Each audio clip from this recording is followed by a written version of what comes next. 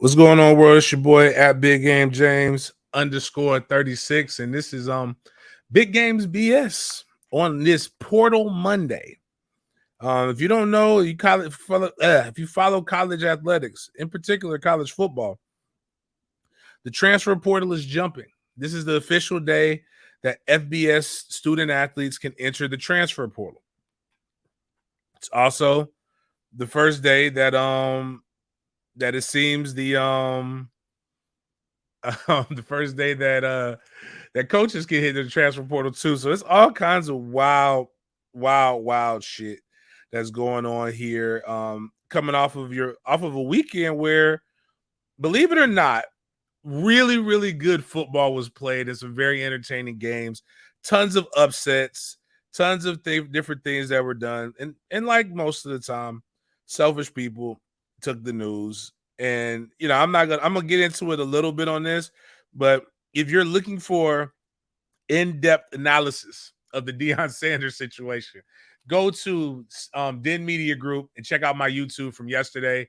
Really broke it down, the pros, the cons, all of those different things. We'll touch on it a little bit, but obviously, for a show that's a variety sports show, we can't really just go another hour of fucking Deion Sanders. Like that's what the Deions of the world want. Which is cool. Again, I like it. He's doing what's best for him and his family. But we're gonna talk a little bit of the Jags and the AFC South. We're about to talk championship games. We're gonna talk about a bunch of other different things. But before we get into the good, the bad, and the ugly of what is going to be this week of college football and what happened over the past, I want to state that I am doing another Christmas toy drive. Please, we got to ramp this thing up. If you have $30 or anything that you have, we're doing my third annual Gifts for Good Grades with the MFTK Foundation. Please donate to the Cash App, money sign MFTK36, or PayPal MFTK Foundation at gmail.com. Or we've got links. You can literally just click on the link for Tallahassee. You can click on the link for Jacksonville, and you can go purchase those toys for yourself. The mailing address is already there when you go log out, or you can send it to you. And we've got a couple different wonderful drop-off locations. You can bring the stuff here to Goodfellas Cigar Lounge. You can bring that here, or Executive Med Spa, Alpha Male Clinic, or in Tallahassee, you can go to Smoothie Time Tallahassee. Also, if you're over off of the beach, off of Beach Boulevard on the south side of town, you can go to Grove Park Cleaners and just tell my guy that you're dropping off some gifts for Big Game James. But bigger than that, guess what we had? FSU, we got a bowl game. We're going bowling, baby. Big time bowl, big time teams playing big bowls, and it's making headlines. We haven't been to a bowl this good in quite some time. You can go click on the notes, Miles, because we'll get to that part in a second where everybody else is at. But FSU is going bowling, so you know what that means?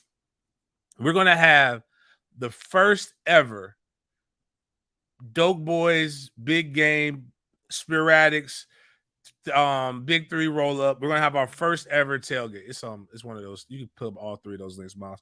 We're gonna have our first tailgate. We've never had a bowl game tailgate because we've never had a good enough bowl game to go to. So you can click that for me right there. Chef, my big brother, Chef Furious, Chef Grande Queso, if you will, Shannon, my guy Shannon. He's going to be on the ones and twos. If I could talk Freddie into grilling, that'd be dope too. Have dueling grills. We're trying to make this a movie. We're trying to make a big ass. We want to have a movie and a documentary about the movie. That's how big we want this shit to be. But check out the tailgate. Go see my pin tweets. Go to Ticket Taylor. We got plenty of stuff like right here, guys. We're trying to have about 600 to 1,000 people show up to this tailgate. Please do something that you guys have done a terrible job of doing in the past. Please RSVP. Please buy the tickets in advance. Don't flood me with 200 ticket requests the day of the game and then expect me to be able to have top-notch things. We're going to make sure all the good elements that were there for LSU are going to be there. It's going to be hard to find. I'm going to import mud. I'm going to make sure we run out of liquor, and I'm going to make sure we don't have food. all things that were completely well, the mud was true, but I ain't had no part of that. That was my fault. You're in New Orleans, a city that was underground. What the fuck do you expect? I mean, underwater. What the fuck do you expect? But we're gonna have a good spot. We got a good location. Everything's getting shored up. We're gonna have ABC Fine Wine and Spirits, Game Day Vodka, a bunch of other different sponsors. If you would like to sponsor the tailgate, come check us out. You're more than welcome. So Florida State is going to play in the Cheez-It Bowl against Oklahoma. People from a ranking standpoint, bad opponent, but I don't really give a shit. I want to get the 10 wins. That's the most important thing that we have. But, of course, local Gator media that dominates the Jacksonville airwaves in North Florida finds a way to shit on Florida State every time they get a chance to. My guy at J Dash is giving us the report of what 1010 Excel is saying about the thing, and they're bragging about the opportunity for Florida to play in the Las Vegas Bowl in 10 days, by the way. Basically, these guys got to go to practice while they're doing finals, which is never really, really good. Don't really know what that's about, where they get paid $2.8 million, and they're saying that the Cheez-It Bowl is not as good of a bowl, where it gets paid $6.07 million, where people are saying that maybe that they think that the Gator Bowl, or what they said, the Outback Bowl, which is no longer called the Outback Bowl. If you're going to be in sports media, we should know this. It's the ReliaQuest Bowl, but it's still in Tampa, so I understood what you meant. The ReliaQuest Bowl is about $6.4 million. The Gator Bowl is about $5.3 million. I think Orlando's a better destination, better location. More people will have fun, more things to do. And bottom line is, stop talking about us and worry about you. In the mighty Oregon State Ducks. It would have been we'll see what happens with that. I'm not Ducks, my bad, the Beavers. They're going to probably beat the shit out of you guys, but, congratulations on beating the best team in the Pac-12 or whatever with Utah. It's wild, just the thought process. Florida fans would be like, FSU couldn't beat LSU today. Like, FSU didn't get better, but will brag about their victory over Utah. Like, Utah didn't get better. Like, Utah didn't just give you the game away. We beat LSU's ass for all but 5 minutes in the game. It wasn't even, and if we didn't fumble the ball on the 1 yard line, that game is well over. So, fuck y'all very much. But again, check out the tailgate for FSU in Orlando. It's going to be a good time. Want everybody to be there. Tell a friend to tell a friend to tell a friend. We want as many bodies there as possible. Even though I wouldn't have mind going to doing the Gator Bowl, because we would have had Goodfellas Cigar Lounge dope. Oh, by the way, let me mention my sponsors. Goodfellas Cigar Lounge, the greatest cigar lounge in the world. You would have got a chance to come in here if it was that. But if any Notre Dame fans want to have a good place to come and kick back, come on, chill out. South Carolina, if you need a place to come and do something, hit me up. I would love to collaborate and do some things and make sure that you guys have the greatest experience in Jacksonville. And that you don't, like, I'll show you, I'll even do tours, show you the Gate gas station off 44th and Moncrief. I'll show you the great places. We'll go out east. We'll go all the different places that everybody knows about Jacksonville and just loves. But anyways, bowl season is upon us. Great weekend in college football that was. It was so dope. Good football. A lot of stuff got poo-pooed on because, news had to break and things had to happen. But it almost looked like every underdog or every team, every guy who wasn't the worst record team was going to win this past weekend. And that's why college football is the greatest. It makes for good parity. It makes for exciting matchups. People love the underdog story. It started off on Friday night where the Utah Utes played Lincoln Riley's, USC Trojans. The 11-2 Trojans fell to the 10-3 Utah Utes, and it was just a game where Utah it looked like USC was going to take it over. USC went up 14-3 at the end of the first quarter.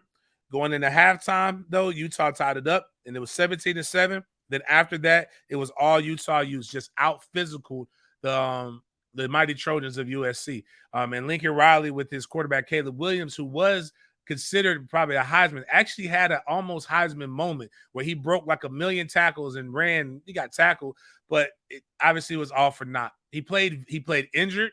They battled, and it was just a really, really good game all the way through.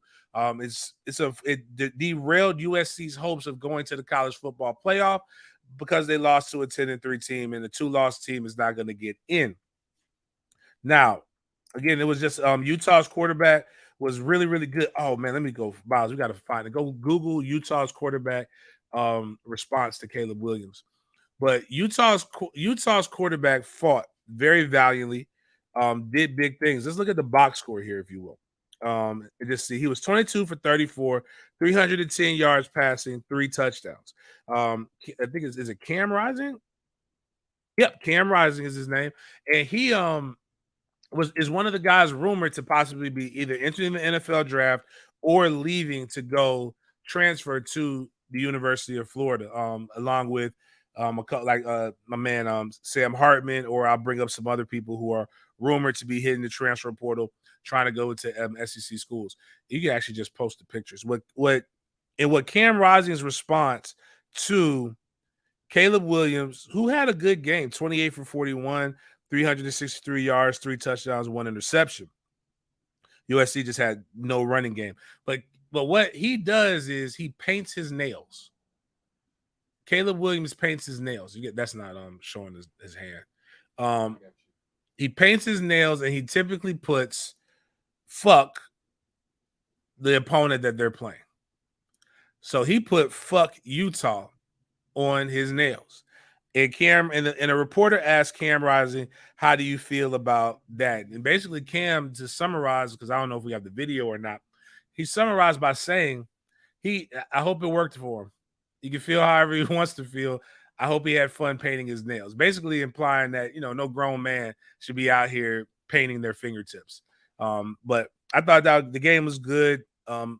USC and Lincoln Riley was humming. This is why people don't have patience in college football. It's because Lincoln Riley goes to USC from Oklahoma, immediately has them in playoff contention. Other coaches have gone to Dan Lanning went to Oregon and for a while had them in playoff contention. A lot of guys, actually, the only way it didn't work was Oklahoma's exponentially worse, even though Lincoln kind of gutted them a little bit in recruiting. And took the best quarterback, and then Spencer Rattler left to go to South Carolina, so they didn't have any kind of experience at quarterback, but still Oklahoma should be better. Then on Saturday, we saw good football again. We saw a ton of it. There was 1, 2, 3, 4, 5, 6 championship games that were on TV, including the SWAC championship, where Deion Sanders, formerly the coach of Jackson State University, he immediately after that he declared that he was going to go. But Kansas State versus TCU was such a good battle that the loser still got the spoils of war. TCU was a shoo-in for that, even though they believe a 4-point underdog to Kansas State, who had been playing very well. TCU lost a hard-fought overtime game, 31-28. It was just a battle. TCU came back, and it was just consistent. Kansas State scored a touchdown in every quarter. TCU basically scored in every quarter as well. They just had an 11-point fourth quarter where they went for 2, and like their quarterback just really just played gutsy. Became an admirer. I became an admirer of him. Kansas State rushing, they had a cap. If you don't know what cap means, you gotta listen to us. I thought that was he a cap or was it a white boy? Who was it? Or he was just light skinned? Whoa, that man was just light skinned. Yep. Basically, Kansas State is the home for little running backs. I can't remember the guy's name when I was when I was coming up in college at Kansas State, but he was Kansas State midget running back. But this guy is 5'6", yeah, and he's just light skinned. That is him. Deuce Vaughn reminds a lot of people of. I gotta find where's my guy's name. He played for the New Orleans Saints for years. Somebody in the timeline, somebody has to know. Darren Sproles, there it is. Thank you, Andrew. He's basically Darren Sproles, but not as thick as Darren Sproles.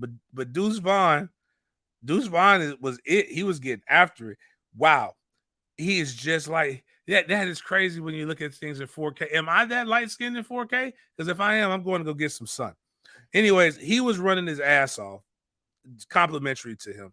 But TCU's quarterback, who I actually thought actually, it was, okay, here's where he did it.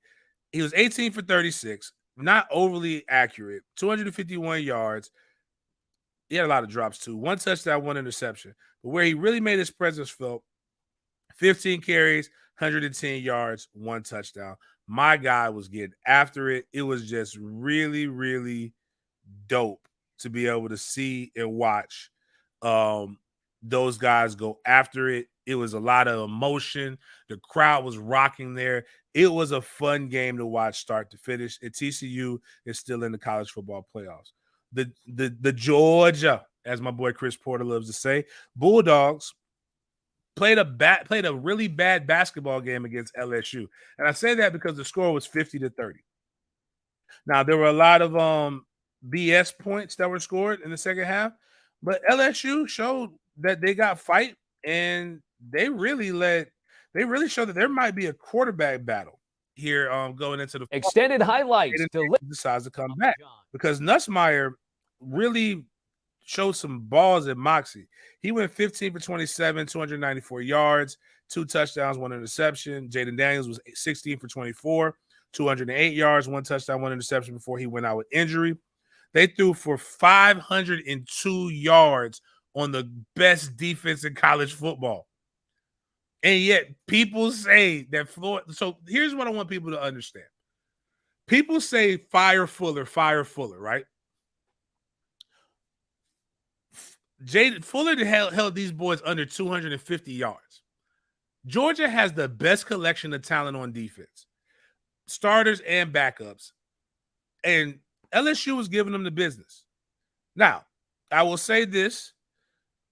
The greatest average quarterback in the nation and probably in the history of college football, if I had to vote my Heisman Trophy candidate because I believe his story is going to be epic, he will be the most decorated State Farm insurance agent in the history of Georgia. Stetson Bennett was 23 for 29, 274 yards, 4 tugs, 4 touchdowns, 0 interceptions. Georgia had over 255 yards. To put it in perspective, LSU had almost as many passing yards as Georgia had in total offense. Yet Georgia did it where it mattered. And LSU was in the beginning was moving the ball, but they kept destroying themselves with turnovers and silly shit that they were doing. But Stetson Bennett is probably going to be a 2-time national champion, Heisman Trophy winner, the best quarterback to never go to the NFL. The man was amazing. They did their stuff. Loved the game. A lot of big hits.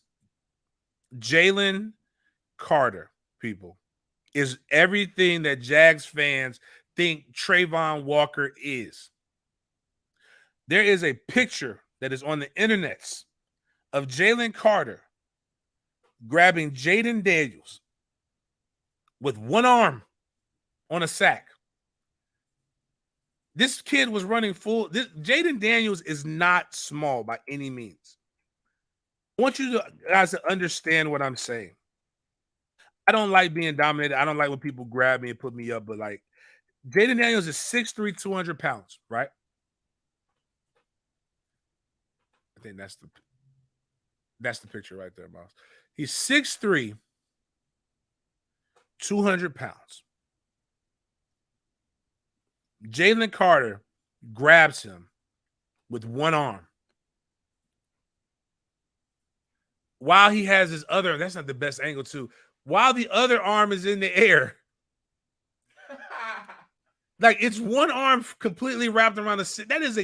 That is a grown ass man that he is manhandling like a child.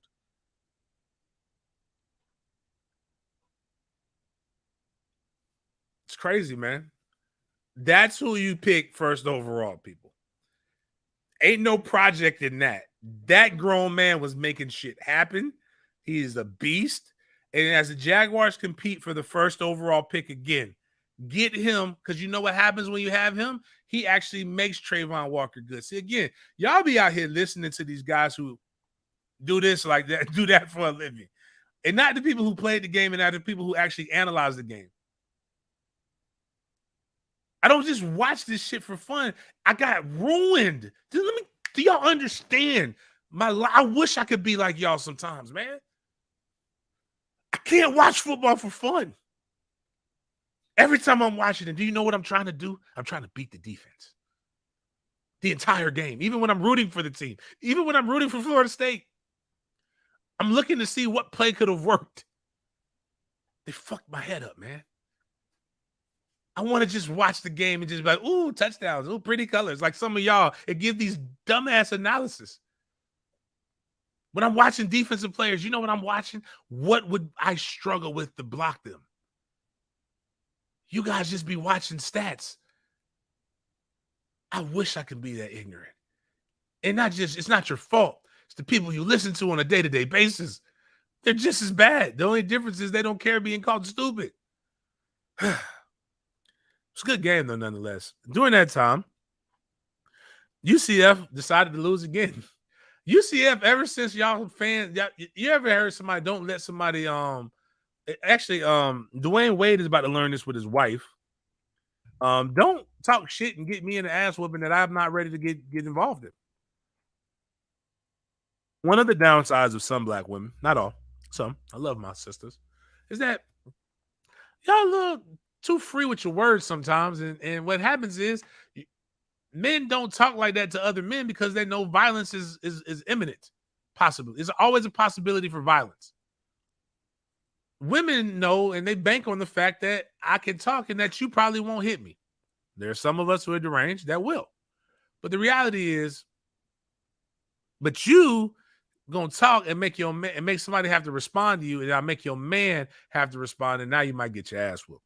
And that's what UCF fans did to UCF football players.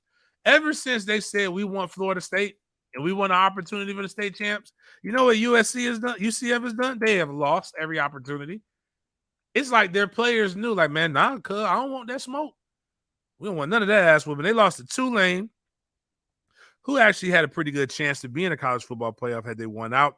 In the American Athletic Championship, 45-28. I'm not going to pretend to want to break that down. I did not watch that game. Michigan beat Purdue. They get the opportunity, and this is what happened. Michigan with John Harbaugh is like that chick who's been dating her husband, who's been dating their boyfriend for 10 years, and now they finally got engaged. Congratulations.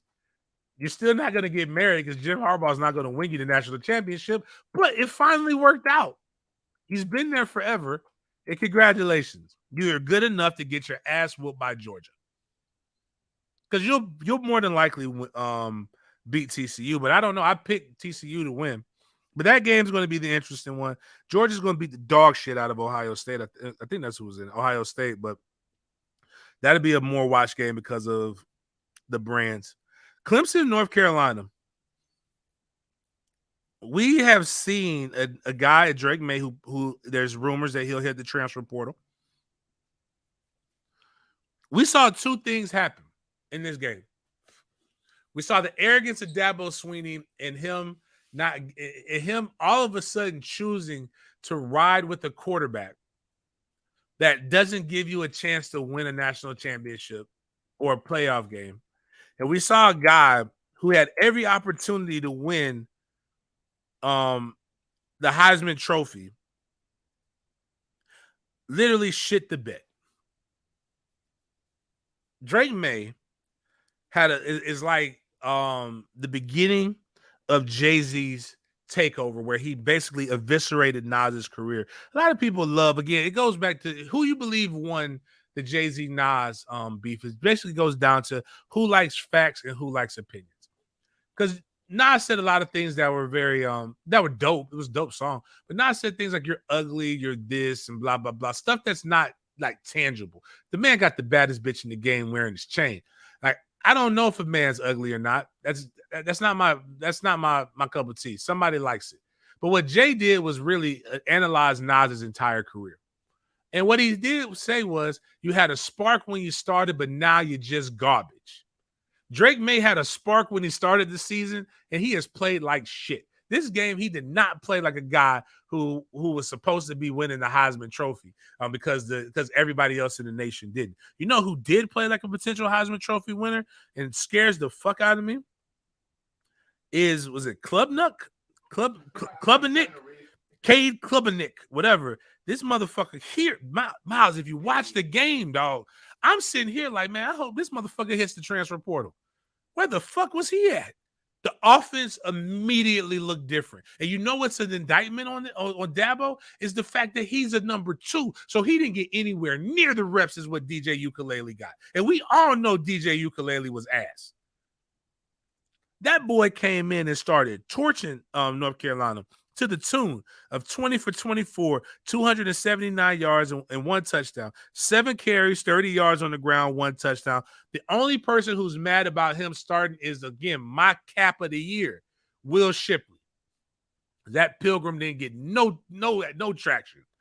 Not in the run game. Not even in the pass game.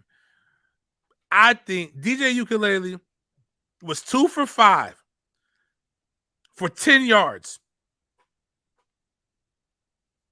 Who thought it was a good idea to start this guy to start DJ Ukulele over this kid? There's no way he had that much energy and that much proficiency of the offense with that little reps. That is coaching malpractice.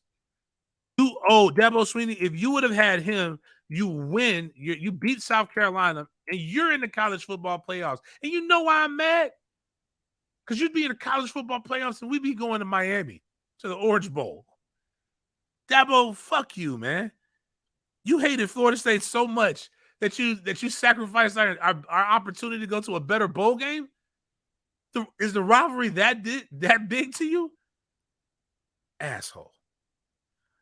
My only thoughts on him versus DJ Ukulele is that DJ Ukulele's dad is like a prominent security guy in the music industry. He kind of looks like Suge Knight. Dabo had to have been threatened. There's no other way to even excuse this shit. He had to have told Dabo, if you don't give my son a fair shake, I'm going to beat the shit out of you. Moving to the SWAC championships. Jackson State, a team that their coach said could compete with Power 5 schools, played a school that didn't have any Power 5 players on it and beat the hell out of them. 43-24. Congratulations to those guys.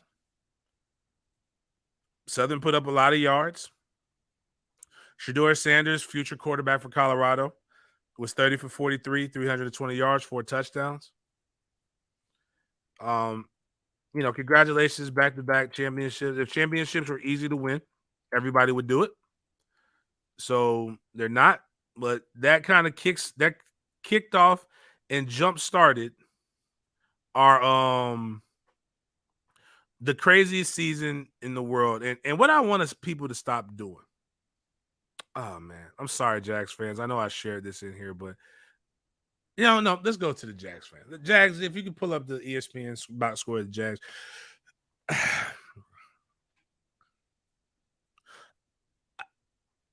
A local Jacksonville native made a phenomenal video where he stated, Jags, before I start the day and I watch y'all on TV, I need you to let me know y'all gonna be on that bullshit. And I need the Jags to tweet out every day if they're gonna be on that bullshit or not. And the reason why I state this is because every week y'all give us hope. You snatch it back in some kind of weird, demented, twisted way that only you guys can explain to us. Trevor Lawrence will look like the Heisman Trophy, national champion, whatever, all of that shit, one week, and then will look like a bust the next week. People will Google and ogle and do all these different things over Trevor. They'll complain about the drops. They'll talk about his reads being there, but they won't talk about how if it's consistent, it's you.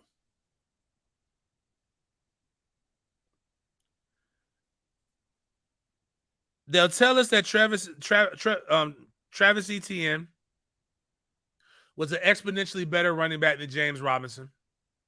But we won't talk about the fact that Travis Etienne all of a sudden came to the NFL where he was killing Florida State at Clemson.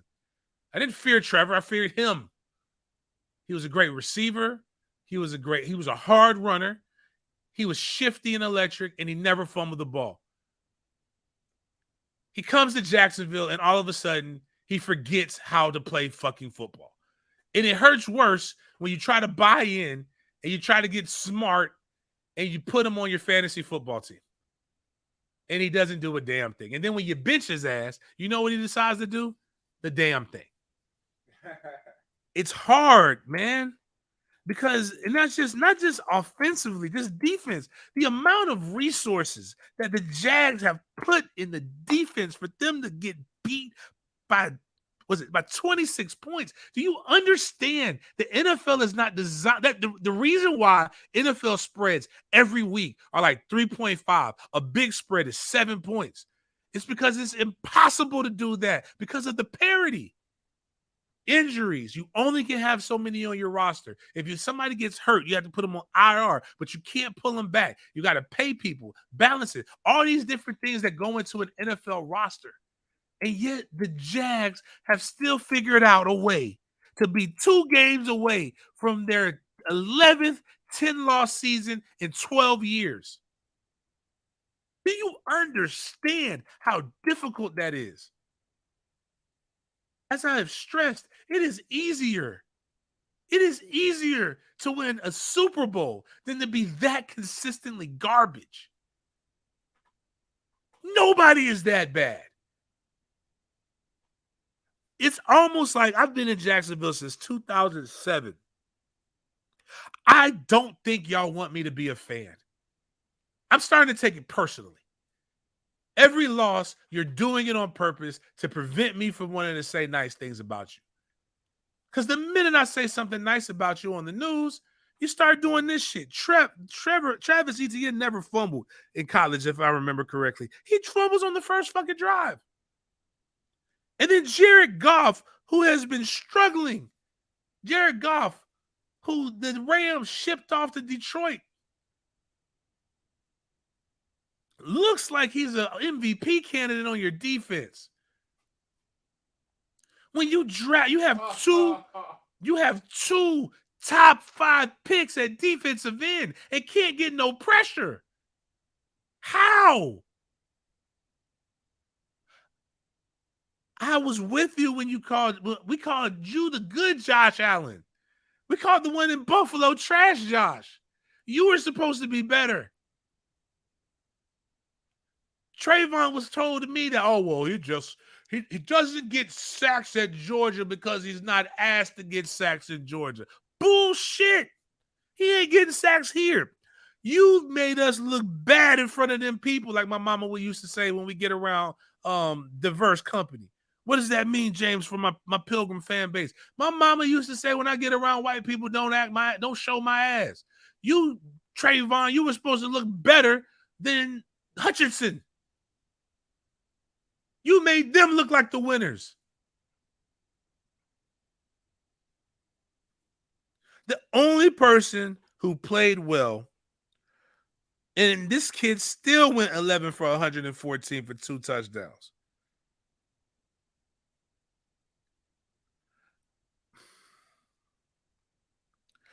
Amon Ra St. Brown, the motherfucking Egyptian god, looking like the sun god on our ass, hooping. Fabio, Andrew Wingard, did light his ass up. That was the best play of the whole game. Best play of the whole fucking game. Aiden Hutchinson had 2 tackles, 1 tackle for loss. Trayvon had 5 tackles, 2 solos, 1 tackle for loss. He had a lot more opportunities. Their offense was on the field for a lot longer than the Jags. I feel bad for you as a fan base because nobody would tell you the truth. It looks better because you have competent coaching, but it's not. As I told you before, and you could be, transparent and move across the board, because when they play well, you need to say that they play well. But overall, as I've said, the Jags will look good and will look much improved, but that will make them average because they've been so bad for so long. I don't believe they'll lose the rest of their games, but I believe this is going to be another 10-loss season. And at some point, we have to ask ourselves as a fan base, do they hate us? Because that's what their play respect. You are what you are. You're not are what you think. You are what you like. You are what you actually do. You're not are what you say. Speaking of that, that's a great transition to Deion Sanders.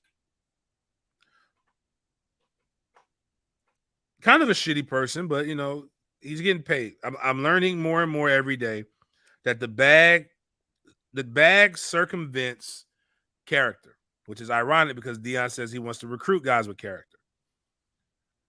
As long as it makes fiscal sense, it does not matter who you leave behind. What does that mean, James? It means this is the song. This is that song right there. Go ahead and play that, Miles. What it means is this is all that matters right here, baby. This is a good theme song. And for anybody who believes, like, I actually had a good friend, Laura Wilson, ask me. And I put, she was like, can people not change their minds and like adapt? And I said, yes, you can. But who you are to your core should never change unless you were inherently evil. Like if you were a racist, your core should change. You shouldn't be racist anymore. But like if you had good qualities other than that, those things would change. But there are things that like I don't like. Like when I was 12, I liked 12-year-olds. I don't like 12-year-olds anymore. That changes, right? But I like darker women. That's never going to probably change. Doesn't mean I don't like all women. Just means I like darker women. But Deion has been about one person since he signed that. Go ahead, push that. You'll hear him since I signed that. When I signed that, it was strange. Those things changed for the better and for the worse. So I called my mama and she said, "Baby, must be the money. Yeah. Must be the money. It's got to be because I got people who want to be my friend. People I never knew. People I never thought about associating with." This is well before Willie Beamer. Diamond Rolex, gators on my feet. I have his every day of my fingernails too. Talking about actually, can we rewind it? Just rewind that back a little bit because everybody picks on these kids these days about like feminine characteristics. I want to play that line real quick. Like it reminds me of Jay-Z. Oh, head, stop acting brand new. Like Tupac ain't have a nose ring too. But what'd you say, Deion? What's up with your hair? That ain't if that ain't no Young Thuggish. All right, push pause real quick. Hey man, hey. Sometimes it's funny because I'm old now, or I'm getting older. And when you go back and like these guys with these tight pants and these things, like we were born in the 80s. The 80s birthed gangster rap, but before these guys were sagging their pants and talking about shooting people, they were dressing like the Isley Brothers. Prince was the Prince was the dopest dude. Charlie Murphy had a scene. It was the androgynous period. It was the man who was dressed the most like a bitch was getting all the women. So we just kind of going through the resurgence of the androgynous period. And Deion was out there getting a perm and Jerry curls, but it's the coaches portal. Everybody says, "Oh my God, this college football that I used to love is not the same anymore. Little color kids getting paid by name, image, and likeness is going to ruin my the poor kids are getting opportunities. It's hurting the game. The transfer portal. The transfer portal is ruining the game. The transfer portal, when everybody says, if your kid transfers, they're a shitty person. They're a shitty person. But if you get a kid to transfer from another school, you're great. Well, coaches been hitting the transfer portal for quite some time. Coaches hit you pull out that picture. Coaches hit the transfer portal, change their entire essence. This is why HBCU fans are mad because I don't do this. I tell y'all, I tell you that, and I learned, I had a teammate say, we played for Coach Bowden, so our morals are different. And I said, no, Deion played for young Coach Bowden, like when Bobby was like active. And he don't have the morals and stuff that Bobby had. But Bobby had this thing to say. When Bobby Bowden was going to go, because it used to be where you could understand coaches. Coaches had a dream job, right? Urban Meyer had a thing where he had to like he could void his contract if Notre Dame offered him. Bobby had everybody know Bobby being from Alabama. Bobby wanted to get back to Alabama, and Alabama offered Bobby to interview. And Bobby stepped in and said, okay, he told his coaches to get ready to move. He was going to take the job, his dream job. Then Alabama said, Bobby, you can interview. And Bobby said, excuse me, I could do what? I can interview. No. See. Y'all came at me. I don't interview. Bobby don't curse, but this is what he should have. I don't interview for shit. I'm the fucking Bobby Bowden. If you want me, you give me the job, then I come. If not, I'm going to stay here. And they said no. And Bobby stayed there. But now it's but I learned from that day, I learned that I'm the talent. If somebody wants James Coleman's going to come as he is. James Coleman does like to wear suits and fly ass shit. But if you look at my feet every week, I ain't wearing dress shoes. I got on J's, Yeezys, or some other kind of hard to find shoe. I brag about going and having meetings in sweatpants and $1,000 sneakers with generals. I just closed $100,000 deal for Q2. It's got in a goddamn sweatshirt, and my hair not did, and no tape. I'm here to tell you that you can do whatever you want to do. It's bullshit when this is a respectability.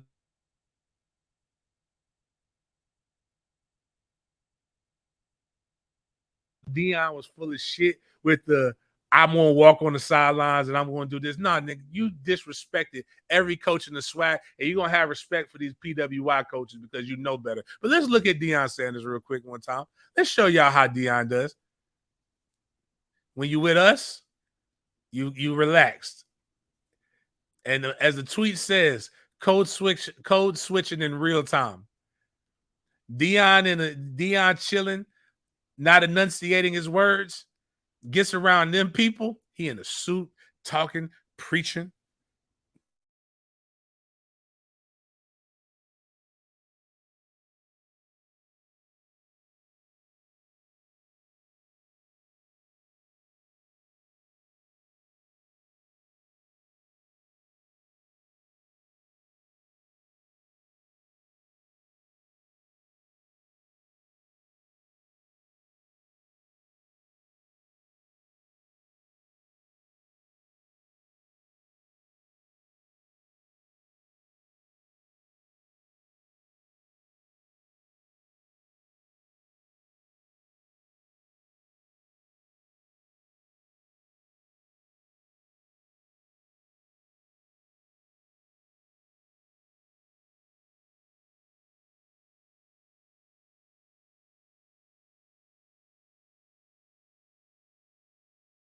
Oh, he had me on mute. Y'all missed all that goodness, man. My bad. But anyways, the point is respectability politics don't work.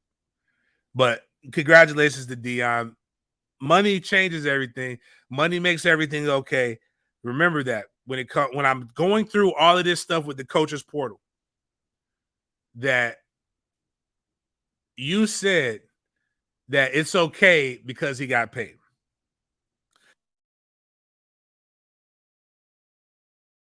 Coaches have hit the portal, but it's one other thing. Hey, do you have the Shadur Sanders? This is what we know is going to happen. This is going to make the black women mad because one of my actually this made me want to go to college. Was He Got the movie He Got Game? Not necessarily because of this scene. I wanted it with black women, but like I was just like every official visit is like this, and I've joked with people. If my son doesn't have this kind of fun on his official visit, I don't think you like my son. I don't think y'all really are serious about him getting here. But Shedeur Sanders, when he took that after the private jet and all that other stuff, this was Shedeur Sanders. This was the recruiting pitch for Deion Sanders to all his JSU guys. Pro-black. I'm sorry because it's tickling me now because everybody's giving HBCUs the energy that they've been giving us for the last 3 years when Deion took the job. So, again, the money makes it okay. So, I'm cool with it.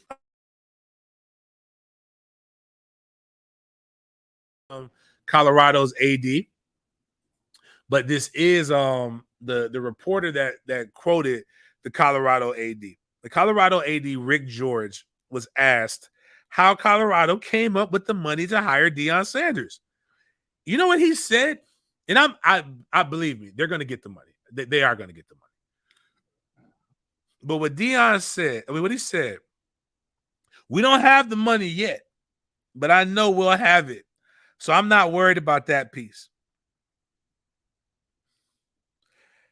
If I'm going to put something on it was a person, that's Colorado's AD.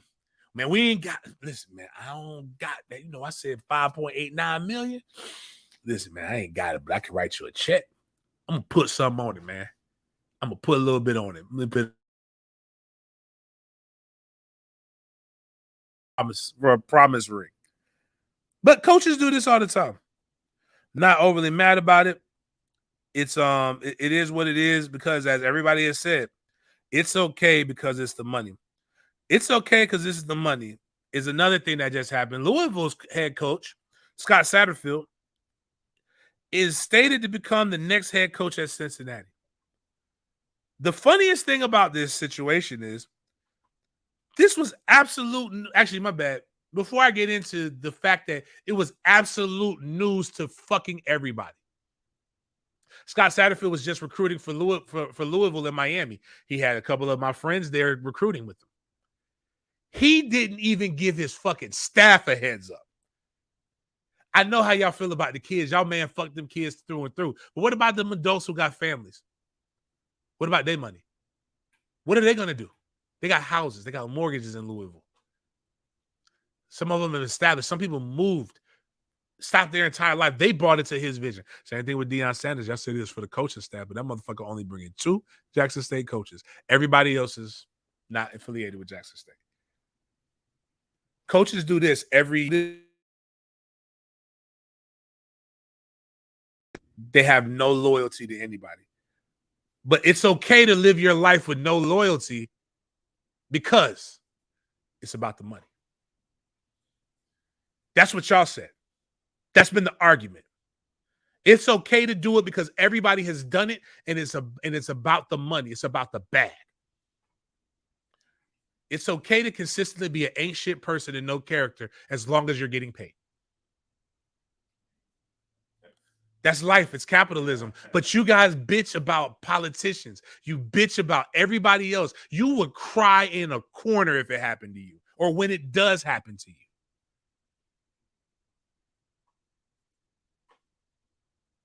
That man literally said in the middle of the fucking night, nobody saw this one coming. Scott said, fuck y'all. I'm out of here. But you want to know what makes it worse? What? Do you know who Louisville plays in 12 days in the Fenway Bowl? Uh-oh. The University of Cincinnati.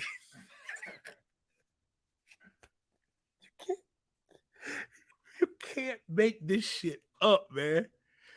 I believe the only way you can be a coach is to be an ain't shit person because what's crazy is some of y'all will literally, some of y'all get so mad when it happens to your child, but it's okay. And this is where I tell people all the time. I saw it with COVID. I saw it with everything else. It's not your problem until it's your problem, which is the problem with America and why you're most of y'all are losing in the capitalist battle. You're not even good enough to be able to make the decisions that these people make. But you can at least say, well, damn, okay, I could see how that's fucked up. I'm all for making your bag, but like that's fucked up. Like, you know, people literally, because what's crazy is you can't take everybody with you where you go. But like And it's on people to have personal responsibility, but like, damn, it's again, what's wild is I had sent some MFTK hats to my boy and them up at Louisville, and they didn't get them. I don't know what happened to the mail, but like, I don't even know where to send them now. Like, I can't give them the MFTK thing. But like, the funniest part is this: is Satterville to Cincinnati. He plays Cincinnati. I mean, he's playing. He coaches at Louisville. Louisville will face Cincinnati in 12 days. But tell me again how the transfer portal with NIL is ruining college football.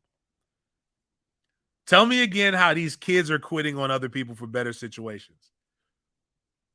Tell me they're the issue. One of the greatest quotes from one of the greatest movies. Oh, my bad. If you go look at Miles, the last tweet in their coaches portal, and this is the fucked up part about it, because again, this man was just there, not that one. It's the last. It should be the. I think I just clicked on the last one. Let's just say Momo's angle, whatever. No, go down. Oh, you're at transfer portal. Go to up the coaches portal. So keep going down. It's one before the transfer. The next one. Keep going. Yeah, that one. And I want people to see, because this is the fucked up part. Because you got guys believing in you, guys that bought in. And I'm going to tell you, so this is how you know, everybody found out on Twitter.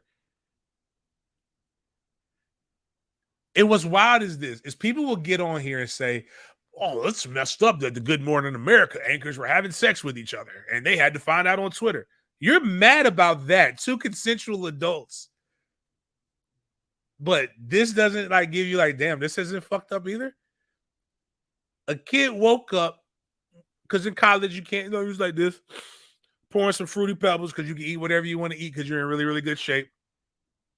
Pulls out his phone and sees this. You got it up, Mom? He comes up and he sees this, and this is his reaction. Bro, what? You lost your leader. The man who's been talking to you about loyalty for an entire season or however long he's been there, the man who tells you to go fight for him, ain't loyal to you. Chris Brown made a song, but and I think the great DJ Quick you said in a song called "Trust No Bitch" that females ain't the only bitches that I'm referring to. Like, people think, because bitch is a female dog, but a bitch can be anybody. A bitch is unisex.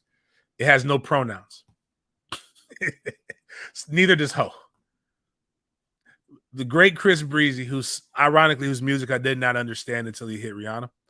I don't know if that makes me a bad person or not. I've never hit a woman, but like, his music became more adult once that happened. He had a song called "When a Rich Person Wants You and that person can't do nothing for you." Oh, instead of hoes, replace it, because coaches can be hoes too. But because I called Kendall Browse a hoe. These coaches ain't loyal. Oh, these coaches ain't loyal. That's fucking up college football. Well more than the transfer portal or that, because I don't think I get. Do I have? Yeah. Oh, yeah. So if you go to Trent, because that's fucking up coaches more, because this is what happens when coaches get fired or coaches get replaced. If you go, the first clip on the notes is Big No, my dog Big No, who I'm going to blow his cover, guys. Big No is not white. It's on the transfer portal. Big No is a very big black guy. Trust me. But this is what happens when you have these, like, just play that Dion clip. What happens? Why are these kids quitting? Why are they into the transfer portal? Why are they doing this? Well, Dion kind of tells you everything that happens inside the transfer portal. Like, Dion is like Dave Chappelle said Trump was. He's the first person that's coming out and telling you exactly how the world works, and he knows that the system is rigged because he uses the system. But go ahead and push that play.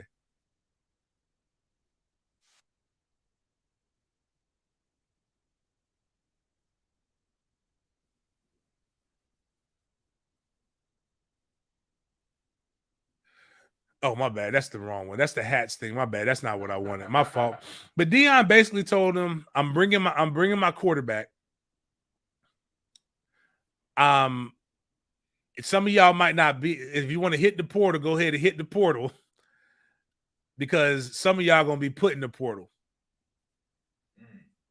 See, that's the thing that everybody's negating to look at. Like, you realize they have every year, most of you guys in work, and I think the problem is most of y'all look at sports different than you look at your own jobs. Well, some of y'all work for the state, or you're so bad at your job, or they just need you, so you haven't been fired yet. But you're supposed to have exit interviews and year-end reviews. So basically, every really semester, because you have it at the end of your regular season, and then you have it at the end of the spring. You have your exit interview. The coaches tell you what you're good at, that you need to work on something, blah blah blah, yakety smack. Do you not think that some of these exit interviews, the coaches are telling you that, hey man, it's probably bad. We're gonna move in a different direction. It's best you do what's best for you, because we're gonna do what's best for us.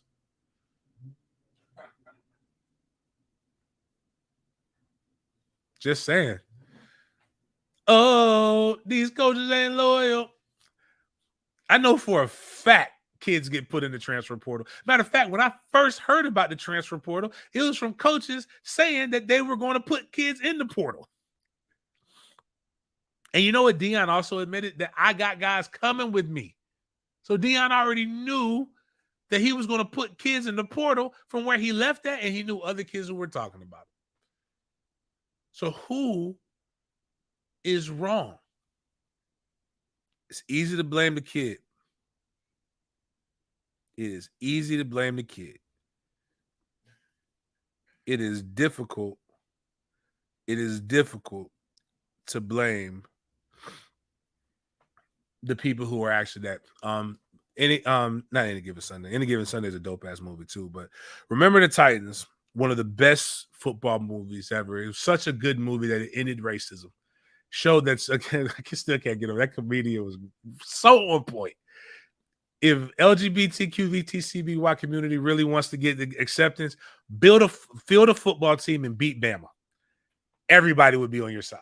That's how black people got a little bit of our acceptance, as we became superior athletes, and everybody was like, man, they may be different. They may talk weird and eat different food, but God damn it, those boys can ball.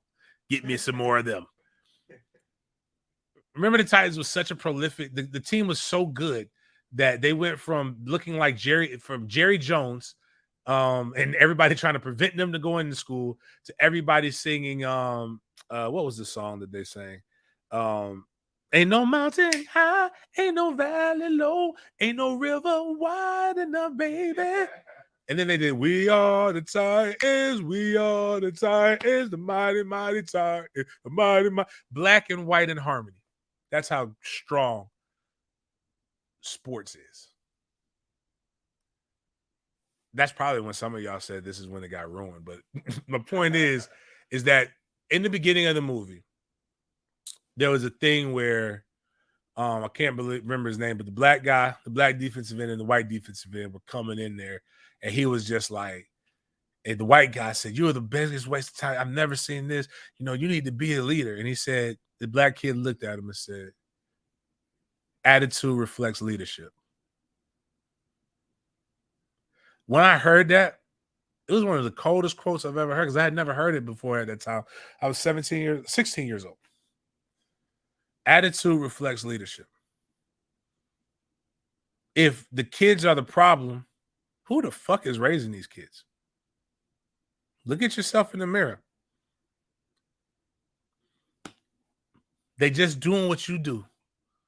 Must be the money. They chasing the same things that you chasing, because one thing I've learned about kids is they're more perceptive about what you show them than what you actually tell them. Because goddamn, if I don't see myself every fucking day, the good and the bad, the one little motherfucker I damn near, who's my favorite, that I damn near kill because he's too much like me, and the other motherfucker who got my name that I damn near care every day because he's too much like me. Logical as shit, smart ass mouth, incredibly gifted, active. The little one's just active. He's everywhere. I love him. But at the end of the day, if I'm acting a specific way, guess what they're going to do? They're going to emulate their leader. So when you say, what's wrong with the college football? Why do kids transfer at the drop of a hat? For money. Their leaders transfer at the drop of a hat for money. They told them that they loved them. I'm going to be here to help you be a better man. I'm going to help you to be this. And then everybody says it's cool to leave because you got paid more. You got to take care of your family, right? What's good for the goose is good for the gander. Don't switch it up when the rabbit got the gun. That's not cool at all. In my humble opinion. That being said, I think a lot of this stuff is kind of wild when you look at the transfer portal just in the ACC alone. I'm just going to stick with that. All the quarterbacks is bouncing. You got Drake May, Sam Hartman, rumored to be potential candidates for Florida. Drake May's also talked to Alabama, talked to Georgia, talked to other places. May stay, may not.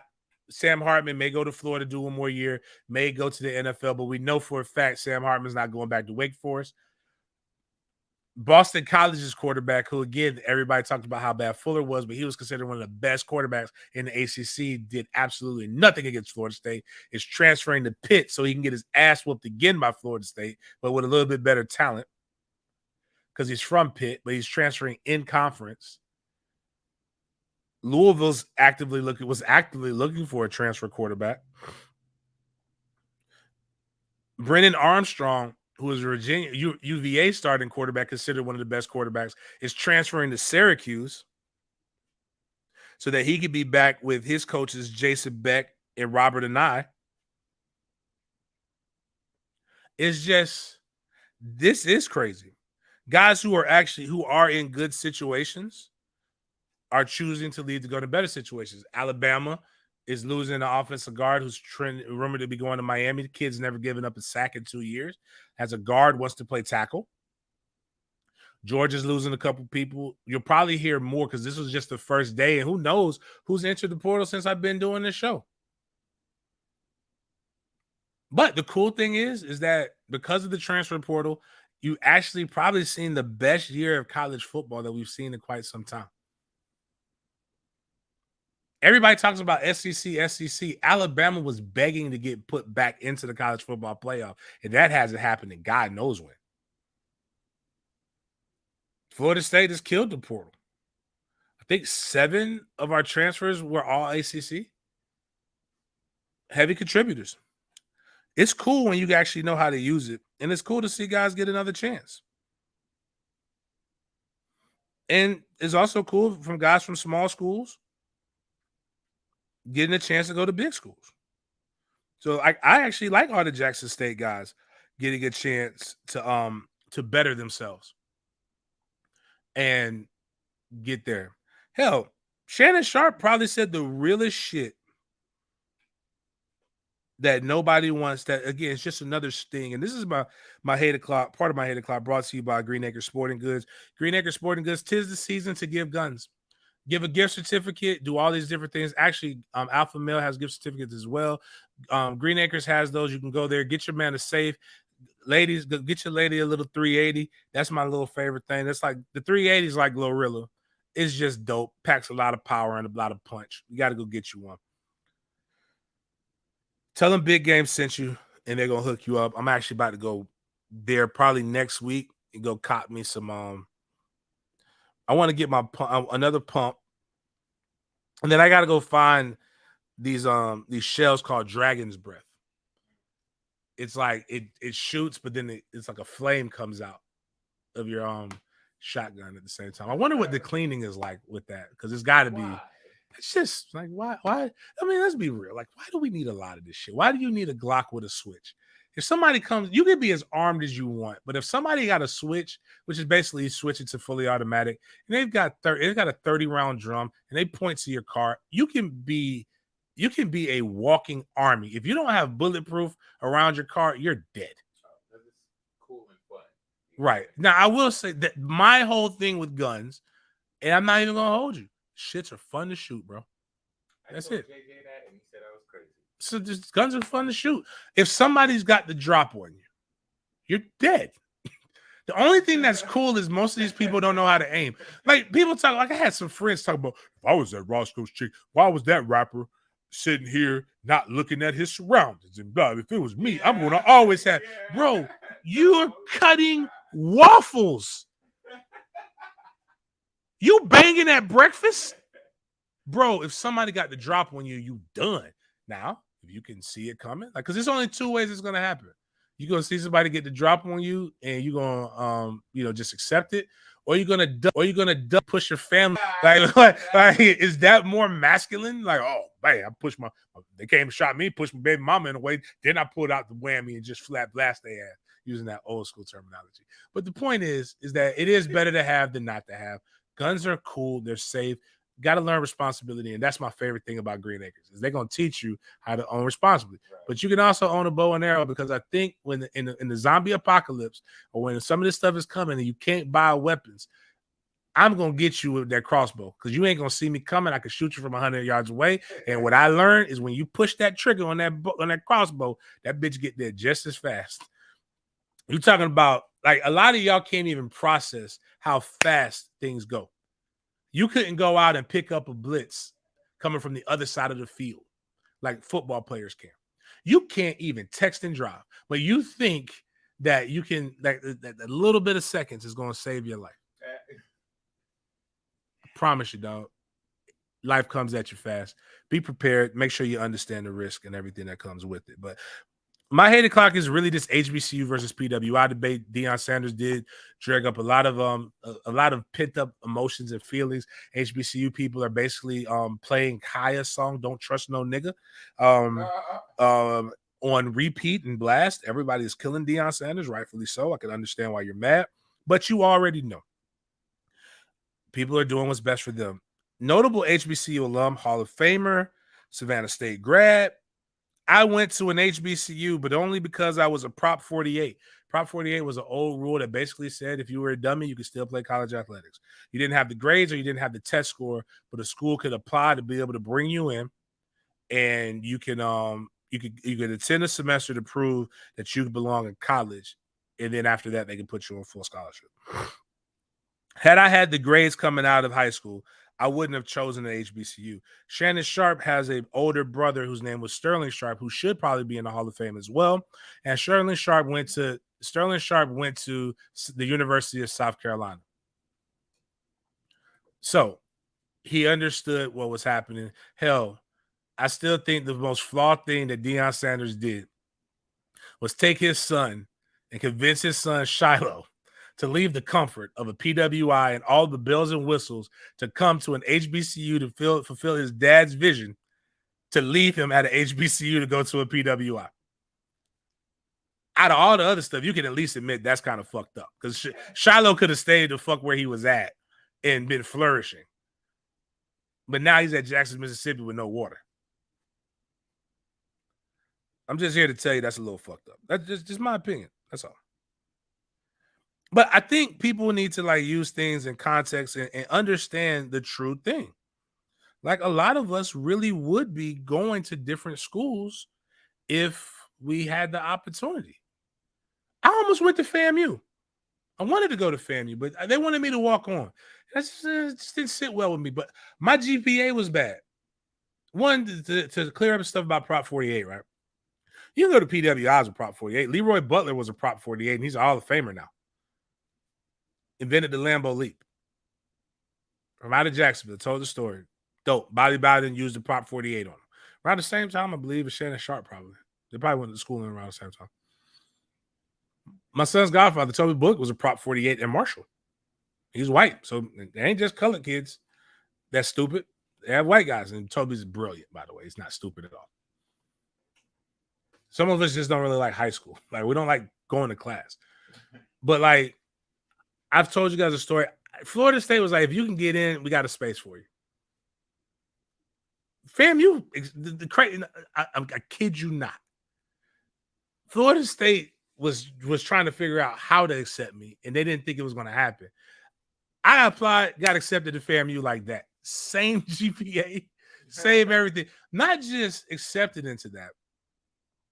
I got accepted into the School of Business. Was it Small Business Institute? I think that's what it was. SBI, which is really, like, prestigious at FAMU, like one of their best schools. I didn't just get accepted into FAMU. I got accepted into a program that would have been like a 5-year. I get my master's. Wow. With the 2.3 core GPA. What the fuck? It shouldn't happen is my point. But I would have went. And everybody had a good time. I would have made the most of it. Shannon Sharp will tell you, he's also said he's had a good time. But let's not think for a second that I wouldn't have wondered what it was like across the tracks. Yeah. Let me tell you some things about HBCUs that I know. So I had a friend, Michael Ayadeli, we called him, his Tolu was his name. He tried to change it. I'm one of those guys that you tell me what your name is the first time, I'm not changing it. Like, I'm not calling you something different now because you've decided to wake up. It's kind of like in the barbershop scene to Coming to America by Muhammad Ali. Is mama named him Clay? Is daddy named Clay? I'm gonna call him Clay. No disrespect. It's just tough for me to remember that. If I can remember it, I'll do it. But anyways, my freshman year, FAMU was playing basketball. FAMU went to the NCAA tournament with the white coach, ironically. Very good, Coach Gillespie, legend in Tallahassee. Really took Tallahassee Community College, won national championships there, won a MEAC championship with FAMU, had FAMU hooping. Probably got fired because a lot of people aren't willing to admit this, but there is a good old boy network with black people. And they don't take too kindly the whites coming in and trying to make these colored only pies whites pies. And Mike did some, and Coach Gillespie did some weird stuff, but whatever. They won the MEAC tournament. So let me tell you about what we got when we won the ACC. We went to our bowl game. I got a 5-disc CD changer. I got a portable LCD. It was LCD, then it became LED, but like a camcorder. Like we could go like a really cool high definition shit. Like it was like some next level shit. We got leather jackets. I just lost my Sugar Bowl bag. It was really, it was pleather. Both, they weren't leather, but close enough. Bottom line is you would just spend good money because you couldn't get it. We got a bunch of other stuff, but bottom line, it was like the greatest Christmas I've ever gotten in my life because every year for Christmas, I would go like when we would fly on planes, I would get like the little Delta magazine, right? And like the Sears stuff, and I would see these cool catalogs. And I would circle these things and I would write to Santa and I'd say, Santa, I want this. And Santa would give me the same race car train tracks that I didn't open last year. Somehow this got repackaged. I got orange. I got a whole bunch of other stuff. I got an orange one time. It was cool. I needed it. It was delicious. My grandma told me, like, what she told me, shut the fuck up and be grateful. I got an apple for Christmas when she was growing up. I'm like, Grandma, you grew up during the Great Depression. It was different then. Yeah, like an apple was like, to get that apple up in the Northeast, man. You know what Big Daddy had to go through to get that? Big Daddy had to go take a train to Savannah to go get that shit and come back. But I say that to say we got some dope ass shit. My boy Mike Iadeli came and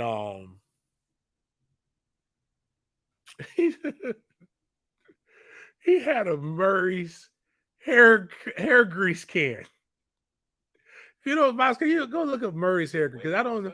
Yeah, the wave stuff. Because I don't know if do Spanish people use Murray's? Okay, so this makes it. So I'm glad this is an educational moment.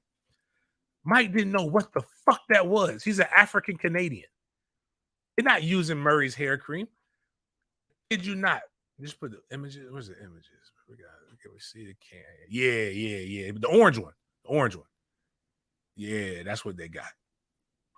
I saw it, and this man was like, "This is what they gave us for the bowl. I mean, this is what they gave us for our MEAC tournament gift."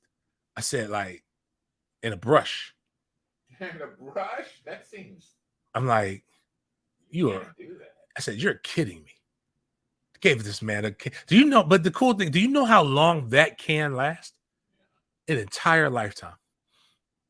It is impossible to use an entire can of that in less than 20. I say a lifetime, but like a lifetime bid. Like, you know, when they say you got life in prison, it's 25 years. So one can last you 25 years. Now you'll lose these cans over time, but like even if you generously apply this on your hair, that's what my man got. That's what they said was suitable. I got a 5-disc CD changer. This man got Murray's hair cream. I'm sorry, man. Like, would you wish that on yourself for the culture? I know you wouldn't, because as you guys have said, get the bag. That's all that matters. Man, y'all be out here. It's crazy because everybody with HBCUs, they're getting dumped on, and they shouldn't be getting dumped on. But it's because y'all really did the most. Y'all were over there tap dancing with Dion. Like, you got Mississippi Valley State, bro. You guys suck. You don't have Dion. Dion's doing everything for HBCUs. Did everybody get better? Because the SWAC was pretty bad. JSU got better. FAMU was going to be good regardless.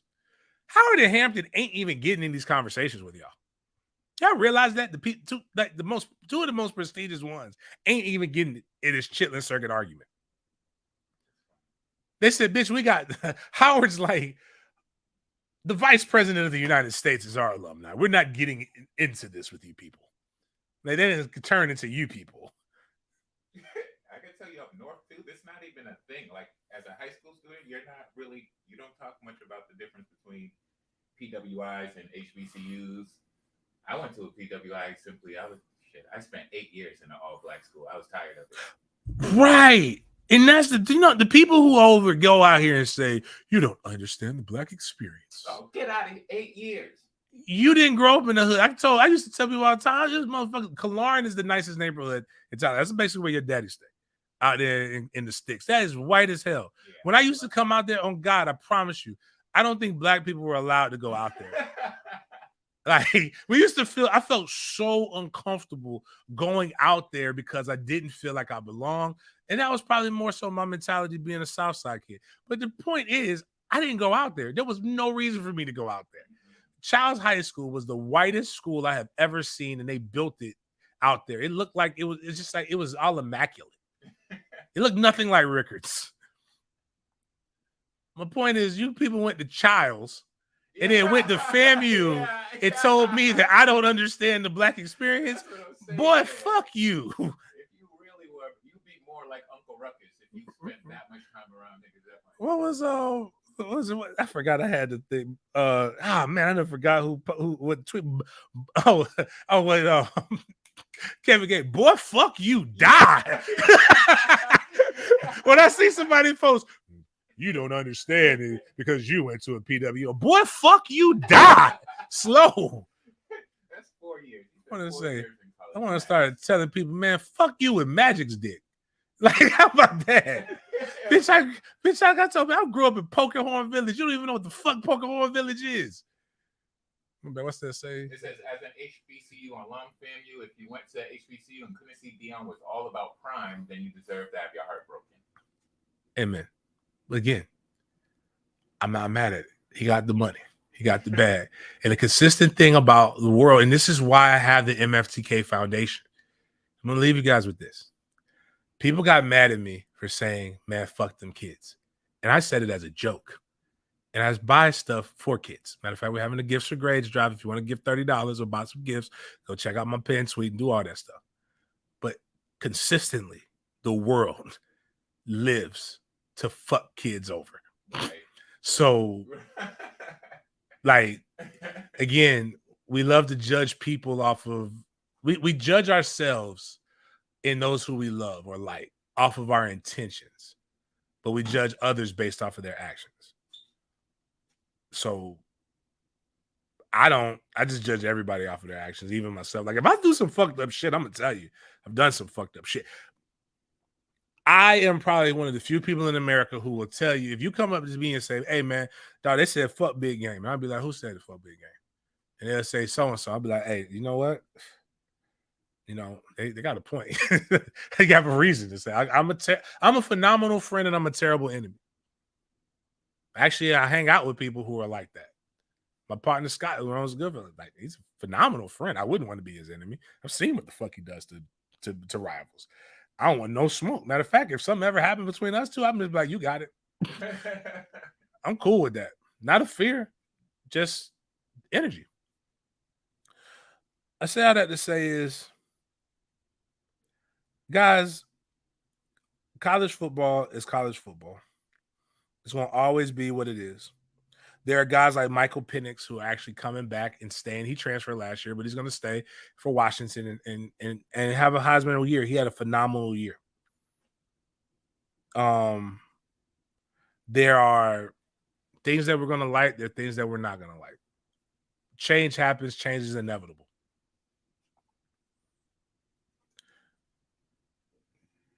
You're going to either elevate or expire or whatever the fuck Neon said. But you got to realize, change is inevitable. But progress is good. Progress looks like subjugation, or progress looks like not exploitation, discrimination, when the world was built and revolved around you. I love the fact that everybody is getting an opportunity to participate in what I was raised in capitalism. But I also believe capitalism unchecked is a terrible thing. But what I won't do is praise those who have gotten a chance to live their life, benefit from some aspects of capitalism, and demonize those who are literally following the leader. That is what you call bullshit and hypocritical. And that's why the world is the way that it is.